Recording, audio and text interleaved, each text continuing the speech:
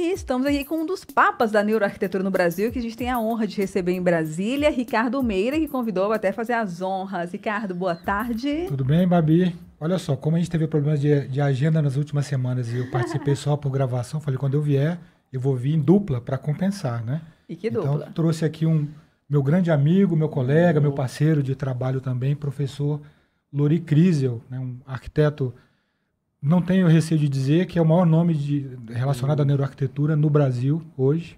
E aproveitando a agenda dele em Brasília, puxei ele para conversar com a gente aqui na Nova Brasil. Não, a gente tem sorte e esse é um assunto que rende, né, Ricardo? Sempre que a gente fala sobre isso, sempre que... E são várias nuances, a gente poderia aproveitar o Lori aqui o tempo inteiro. Rende o que falar, porque eu acho que tem muita gente nessa situação que nem eu aqui agora. Estou readequando a casa que eu comprei. Tem muita gente ouvindo, você ouvinte que está construindo, que está reformando, que está pensando já em comprar desde a planta, enfim, já quer imaginar todos os aspectos que podem passar durante esse processo. A neuroarquitetura é o caminho, né? Então, se você puder, já começando do básico, assim, Lori, o que é neuroarquitetura? Que ramo é esse da arquitetura que estuda como mais amplo, né? Os impactos maiores das nossas escolhas? Perfeito. Primeiro, muito obrigado pelo convite, obrigado tanto do Ricardo quanto do seu, Babi, obrigado pela gentileza, um prazer estar aqui. Bom, vamos começar, como você disse, pelo básico. O que é a neuroarquitetura, né? Pela própria configuração da palavra, a gente está falando de neurociência aplicada à arquitetura. O que vem a ser essa neurociência? Quando nós conhecemos melhor os mecanismos de funcionamento do cérebro humano, para que a gente possa entender como que nós traduzimos as informações que recebemos do mundo externo em uma devolutiva que nós chamamos de comportamento, como que nós nos comportamos, né?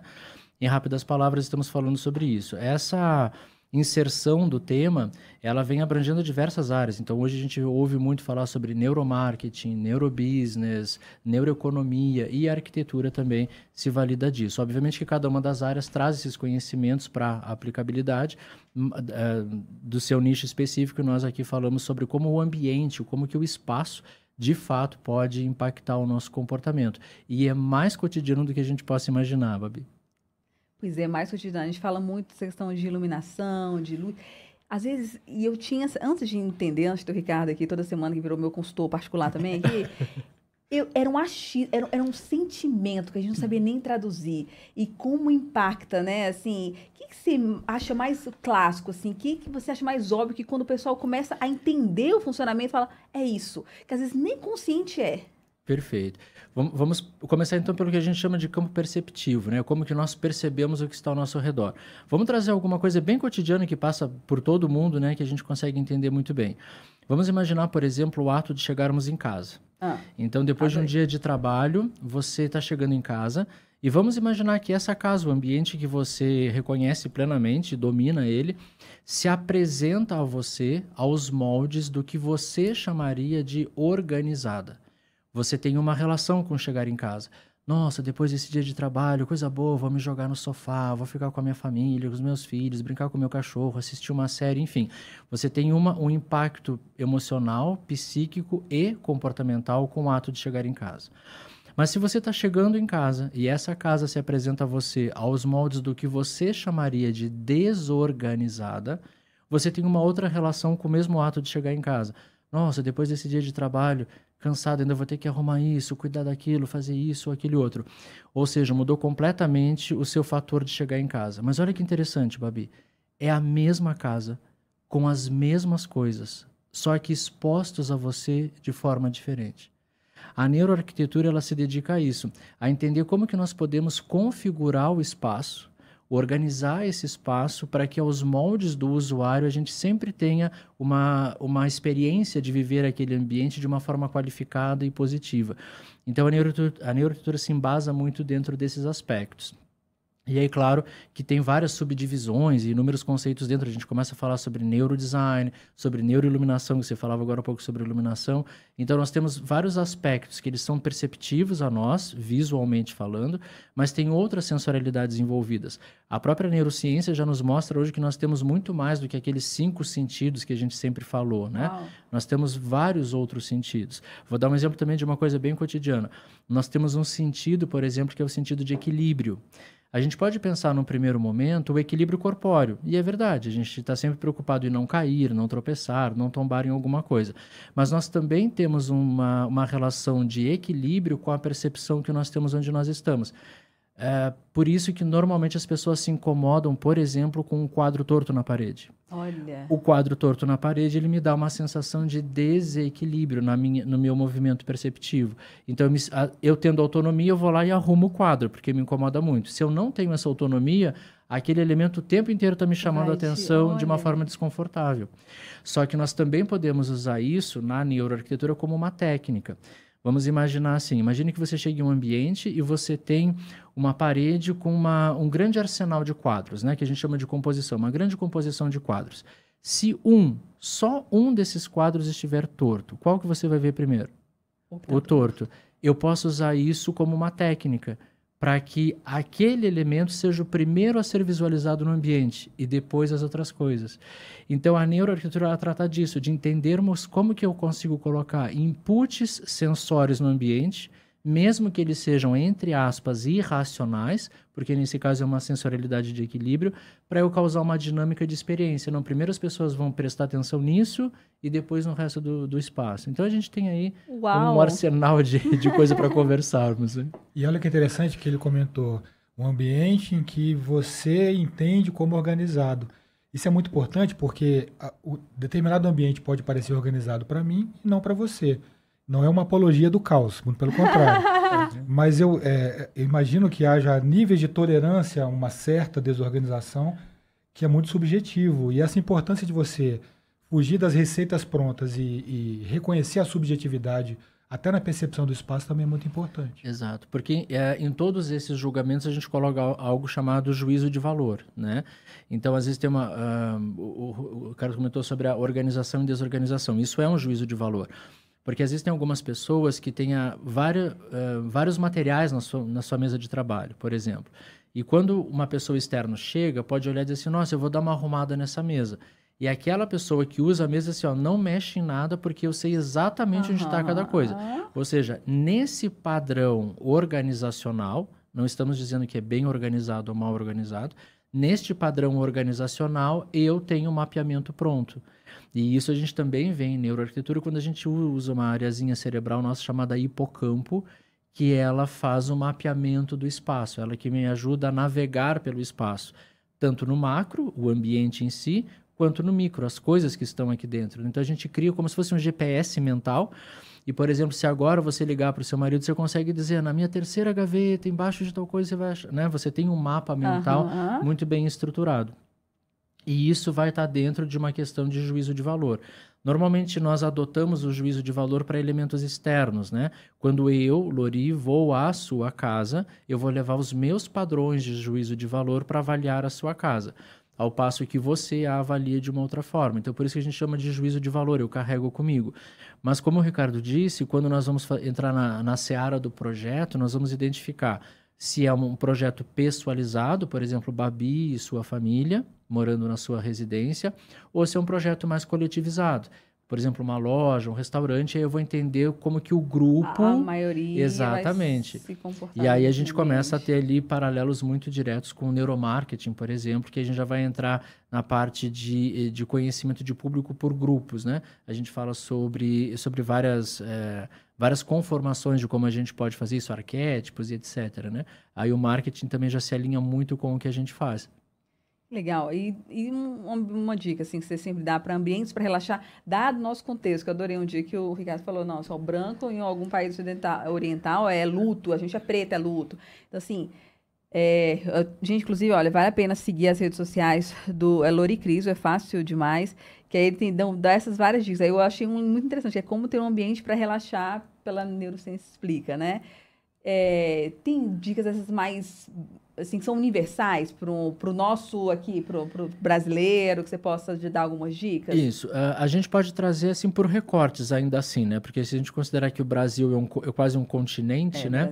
O modo como as pessoas no sul do país percebem, por exemplo, luz ou cor é muito diferente do que as pessoas do norte e nordeste, né? Mas se a gente fosse pegar uma generalização, digamos assim, a gente tem que imaginar que se eu quero relaxar, é importante que eu não tenha muitos aguçamentos sensoriais sensórios, né? Aguçamento sensório. Isso, vamos traduzir esse aguçamento sensório, para que a gente não traga muitos impactos, para que eu não tenha muitos elementos que me deixem em um processo excitatório no sentido de ficar agitado, dinâmico, né? Então, uma paleta de cores que seja um pouco mais tranquila, sem grandes elementos, não que tenha que ausentar-se, mas sem grandes elementos que possam me trazer um impacto visual muito forte. O tipo de iluminação, né? Preferencialmente que a gente não enxergue as fontes lumínicas, ou seja, as lâmpadas, né? Uma luz mais rebatida, mais indireta, preferencialmente posicionada em uma altura mais baixa, porque o nosso campo visual tende a se movimentar do nível de visão para cima. Então, quando a gente tende um pouco mais baixo, me dá uma sensação de acomodação, de tranquilidade. É uma iluminação não tão intensa e também não tão branca, né? Por exemplo, hoje em neuroiluminação fala-se sobre higiene do sono. Ou seja, como que você prepara a casa para dormir, ou seja, é um processo de relaxamento, né? Então você vai tratando com condicionantes lumínicas para que isso ocorra. A neuroiluminação, ela se embasa em tratar os aspectos não visuais da luz. Olha que coisa louca, né? Porque a luz é o que faz eu enxergar, né? E a neuroiluminação trata com os aspectos não visuais dessa iluminação, ou seja, o que eu não vejo, mas eu sinto. Por exemplo, nós temos uma população que vem cada vez mais indo dormir mais tarde e acordando mais cansada. Isso tem muito envolvimento com neuroiluminação.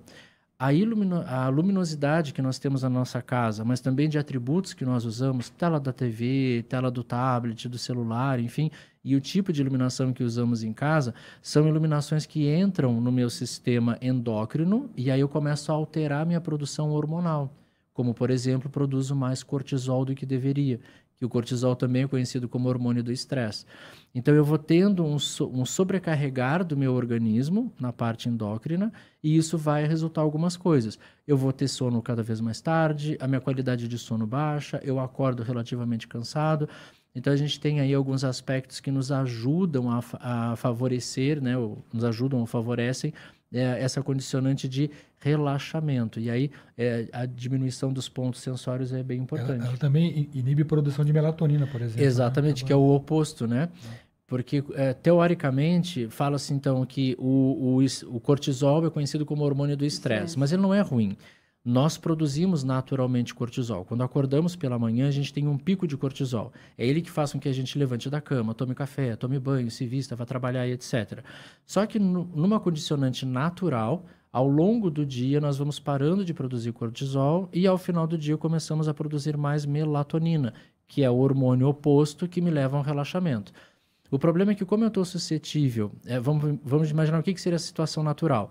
Vamos imaginar o poente. Como que é o poente, né? Uma iluminação mais âmbar, mais amarelada, mais suave, que vai para o escurecer. Ou seja, estou parando uma produção de cortisol, começando uma produção de melatonina. Mas como eu fico em ambientes que têm iluminação artificial, a minha casa, o meu trabalho, os ambientes que eu circulo, essa iluminação hoje, especificamente, já temos tecnologias para mudar isso, ela trabalha com aspectos da luz que continuam me motivando a produzir cortisol e inibindo a produção da melatonina. Então, isso provoca que promove exatamente esse desalinhamento total aí, né? Olha só, você vê, a gente é uma dessas questões que a gente vive falando aqui, né, Ricardo? E que quem está pensando a casa... Não, olha, eu falei no começo quem está organizando, quem está reformando, quem está... querendo construir, mas não, são essas coisas que a gente consegue adaptar numa casa já pronta. Então, qualquer ouvinte aí, ir atrás desses ensinamentos, ir atrás dessa ciência que por trás desse seu bem-estar na sua casa, não precisa estar reformando, precisa estar construindo, né? É qualidade de vida sempre. E aí aquela dica que a gente sempre dá toda semana, contrate um arquiteto, especialista em neuroarquitetura. Hoje há vários, o Lori é coordenador de uma pós em neuroarquitetura, da qual eu sou professor também, já formou talvez milhares de profissionais, né, no país plenamente capacitados para esse tipo de trabalho. Para evitar esses achismos, essas coisas, e aplicar realmente o que é estudado. Exatamente. É lindo. Olha quantos pesquisadores a gente tem desenvolvendo cada um desses nichos que você falou, né, Lori? Exato. Hoje a gente tem muitos profissionais, felizmente, se dedicando a isso, como o Ricardo disse, né? Nós temos vários colegas que são professores também nesse mesmo curso, mas também temos os profissionais que lá estão se dedicando a isso e dando continuidade, né?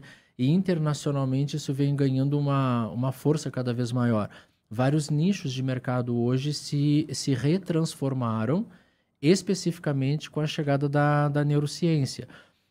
Quando a gente fala de nicho, a gente pode pensar na arquitetura, um deles é o nicho hospitalar, grandes redes hospitalares hoje trabalham dentro de um conceito chamado VBHC, que seria Value Based Healthcare, ou seja, o cuidado de saúde embasado em valor, mas esse valor é um valor emocional, ou seja, entre o hospital A e o hospital B, qual que você se sente mais confiante em estar?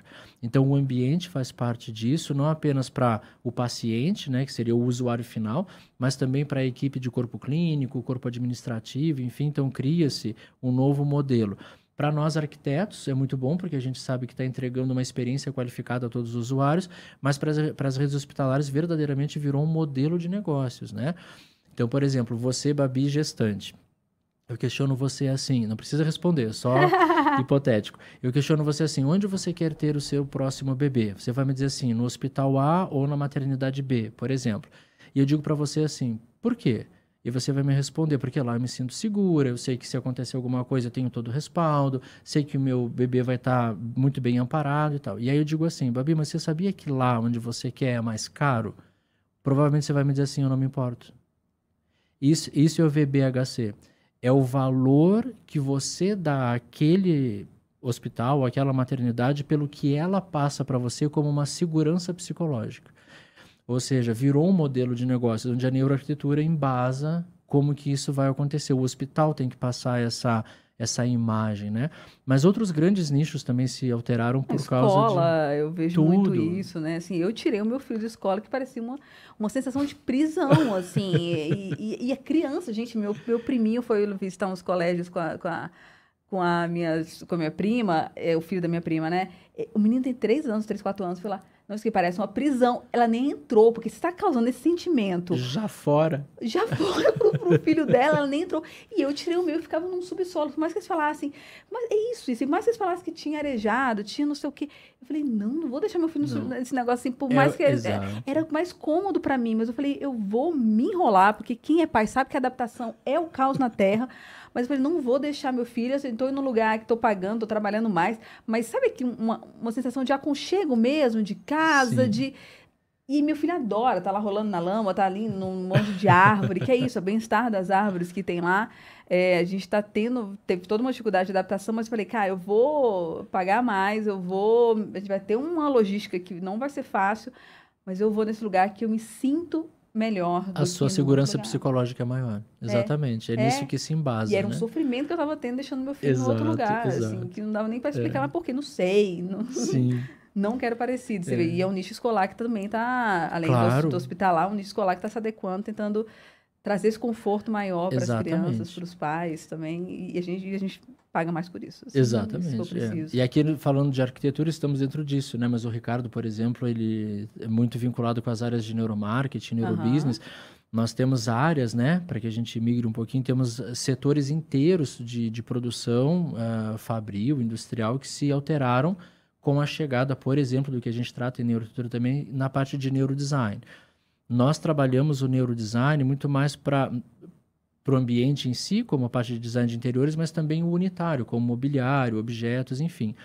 E alguns setores se retransformaram, literalmente eles destruíram o que eles tinham como história prévia, em termos de design, para mudar uma nova configuração. Não sei se temos tempo, mas bem rapidinho. Vamos lá, eu adoro exemplo. O setor automobilístico. Com a chegada do neurodesign, o setor automobilístico se reformulou por inteiro, né? Da onde vem a base de redirecionamento deles, né? Bem rapidinho, para quem nos ouve, nas nossas laterais, acima das nossas orelhas, no nosso cérebro tem uma região chamada giro fusiforme. O nomezinho é estranho, mas enfim. E o giro fusiforme, ele é... a designação dele, a atividade dele, ele é responsável por algo chamado reconhecimento. Então, por exemplo, quando eu olho para você, o meu giro fusiforme me diz que é um rosto humano e esse rosto está conectado a algo que eu conheço como Babi, junta todas as informações e ok. Isso que faz com que eu identifique você, um copo, uma cadeira, uma mesa, enfim, eu trabalho com reconhecimento. Mas ele opera também quando eu não estou buscando reconhecimento, porque o papel dele é fazer reconhecimento. Então, sabe aquele momento que você está sentada em um parque, por exemplo, aí você está olhando para uma árvore e você vê um rosto no tronco da árvore? Não tem um rosto ali, mas o seu giro fusiforme está achando padrões naquela casca, naquele tronco, para configurar algo que você possa reconhecer de alguma forma. E aí diz que ele tem um rosto, como ver um coelho numa nuvem, etc. Jesus na torrada? O Jesus na torrada, exatamente. É o giro fusiforme que faz isso. Bom, o que a indústria automobilística fez? Ela começou a desenhar os carros para o giro fusiforme. Você já percebeu que hoje os carros têm cara? Aquele carro ali é mais bravo. Sim, aquele carro ali é super despojado. Mais sensual. Olha como aquele carro ali é sensual. Ou seja, tem traços no design do carro que me fazem reconhecer uma determinada característica, nesse caso por personalidade.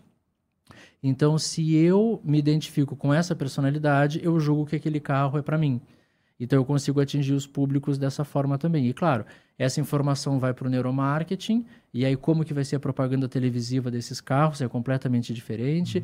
Vai para neurovendas. Lá na concessionária, o que se fala de um carro não se fala do outro, é de acordo com o público, e a neuroarquitetura vai estar lá, né, fazendo o invólucro, digamos assim, para que tudo isso aconteça lá dentro, né? Desde como vai ser montada o cenário ou a condicionante de fotografia dessa propaganda televisiva, até como que a concessionária vai exibir o carro. Né? É muito legal. A gente dá pano para mão. É o universo paralelo.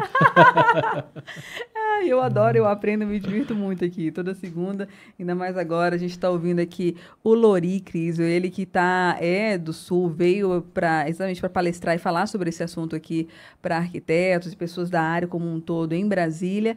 Então, eu acho que a rede social é o mais fácil caminho aqui que eu já achei para acompanhar todo o seu trabalho, né, gente? E lá é um perfil totalmente destinado a conteúdo, então é uma democratização desse conteúdo, né?